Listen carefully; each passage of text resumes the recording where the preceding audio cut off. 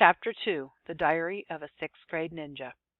Tuesday, 10:30 a.m., gym class. The next day, Mr. Cooper took attendance as he did before.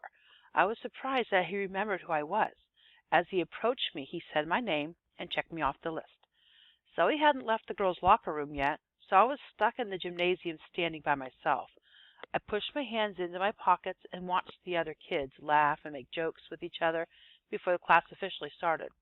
A couple of them even glanced in my direction. I didn't hear what they said, but I'm pretty sure it was about me. "Hey, new kid," said a voice from behind me. I turned around and was met by a taller student. He was very plain looking, with slick black brown hair. It's possible that it was greasy, but it was also possible he just used way too much gel. "Me?" I asked. The brown-haired boy outstretched his arm. "I don't see any other new kids around here, do you?" I glanced around. I guess I wouldn't know." "Of course not," he said as he held out his hand. "My name's Braden, and you just passed my test." I shook his cold, clammy hand. It was gross, and I had to very consciously decide not to rip my hand away from his in disgust. It was my second day of school. I didn't want to embarrass anyone. Yet, my name's Chase Cooper. What test did I just pass? Braden shrugged his shoulders. "I don't know. It's just an icebreaker, something to break the ice." Smart one, this kid. "Nice to meet you." "Pleased to meet you, Chase. So how was your first day of class yesterday?" "It was all right," I answered. As I blinked, I hoped he couldn't read my thoughts. "Please just walk away. You're weird and sweaty." "Huh?" Braden grunted as he crossed his arms. He remained in place like a statue. What did this kid want me to say? That it was an epic first day? That it was lame? Whatever it was, I guess I didn't care because I didn't try to keep the conversation going. We stood there in an awkward silence, occasionally making eye contact, wondering who would be next to speak. "Chase," Zoe called from the nearby. "Come on, let's walk the track again." I glanced at Braden. He still didn't say anything. He just stood there looking sad. Being the nice guy I am, I couldn't just walk away from him. "You want to join us?" Braden's face slowly cracked open a smile. It was one of the scariest things I'd seen in my life. "Sure," he said. Zoe was nice about it. She seemed to know Braden from previous years at this school. "Hi, Braden. Find any werewolves lately?" "No, but it's not for lack of trying," Braden answered. Suddenly, Braden seemed a little more interesting to me. "You look for werewolves?" "Hunt werewolves," he said sharply. "I hunt werewolves." Yeah, this kid was cool. "Ever find any?" I asked. "Never," he replied. "Not a one." Maybe someday," I said. It was pretty unlikely that this dude was going to catch a werewolf, but who was I to shatter his dreams? Just keep trying, I guess. As we stepped out of the gym doors, the sun poured across the school parking lot like a hot, wet blanket. It was muggy and awful outside. Zoe immediately started flapping the bottom of her tank top to push air through the shirt. "Oh, gross," she said. "Great, everyone's going to sweat and stink for the rest of the day. That is so nasty." I laughed when she said it like that. It did seem nasty.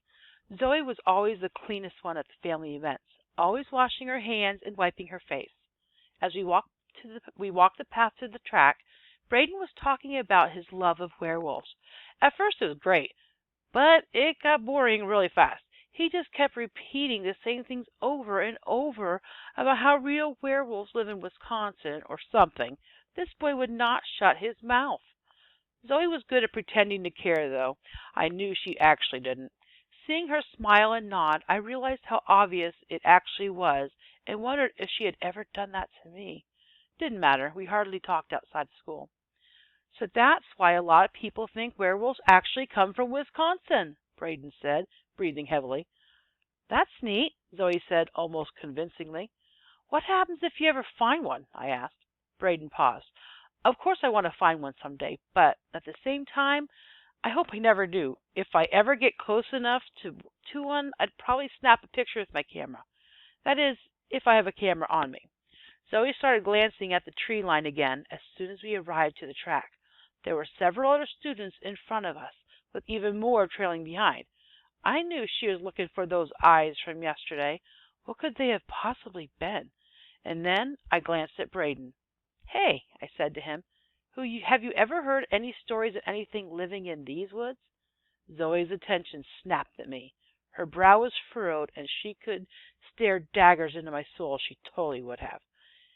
"In these woods?" Braden asked as he looked at the trees. "I've never heard anything strange about them. Why? Did you see something?" Zoe's glare warned me not to mention anything, but she's family. She'll forgive me. "I saw a set of eyes watching me yesterday. Zoe saw them too." "Why would you say anything?" Zoe asked. She looked at Braden. "If you tell anyone about this, just say it was Chase that saw something, okay? I don't need this kind of paranoid delusion following me into middle school next year." Braden scratched his head. "You two saw someone watching you from the trees? What color were the eyes?" "Blue," I answered. At least I remembered them being blue. Braden scratched his rough chin. "You know, I've heard stories. No, there's no way." Suddenly Zoe was interested. "All this cool girl talk disappears when you put a real mystery in front of her face." "There's no way what? What were you going to say?" Braden stepped closer to the tree line. Naturally, Zoe and I followed as he leaned into the shadows. He mumbled some stuff to himself, but I couldn't understand what he was saying. It was strange. It sounded as if he said ninjas. And then he reached his hand into his woods. I knew what was about to happen next because it happens in movies all the time. The innocent doofus reaches his hand into the dark area and loses it. "Wait!" I shouted, but it was too late. Braden was suddenly yanked into the trees. In a rush of activity, he disappeared. It looked as if a shadow came to life and swallowed him up. I just met this kid, and I already regretted it. Zoe cupped her hand over her mouth, muffling a scream I knew would come out sooner or later. Without thinking, I seemed to be guilty of this a lot, I jumped into the woods to chase after Braden. "No!" I could hear Zoe yell. As soon as I planted my feet into the ground beyond the border of the woods, I kept my eyes clenched tight, afraid of what kind of monsters I would be face to face with. Was Braden's theory of werewolves correct? Was one going to be standing there with a half-eaten boy in his jaws? I forced my eyes open. Nothing. The area was empty. There were no monsters, no people, and no Braden. I scanned farther through the trees, focusing on seeing any kind of movement against the still areas, but there was nothing. In that moment, the branches shook from behind me. I thought my heart was going to explode as I flipped around to face my attacker. In all the chaos, I forgot that Zoe was even with me. Weird, too, because less than 10 seconds had passed since I jumped into the woods. "Where's Braden?" Zoe whispered. "I don't know," I answered, "and I can't even tell where they took him." "Who's they?" I shrugged my shoulders. "Werewolves, I guess. Maybe. They've finally gotten fed up with his horrible hunting skills and have taken action into their own paws. Get it? Paws?" It was a terrible joke, but hopefully it helped Zoe feel better. She laughed. "Human hunters," she sneered. "Too bad they picked the strangest kid to kidnap and study, right? Look at the ground." I did, but couldn't see what she was talking about. It was just moist dirt, or mud, as scientists would probably call it. "What about it?" "There's no tracks," Zoe said. "It doesn't even look like there were tracks from Braden. Whatever yanked him in here had to have struggled with him, right?" "Yeah," I said. "I don't think Braden would have gone willingly, and there wouldn't have been enough time to cover any tracks because I followed him in here almost immediately." "What did you see right after you stepped through the trees?"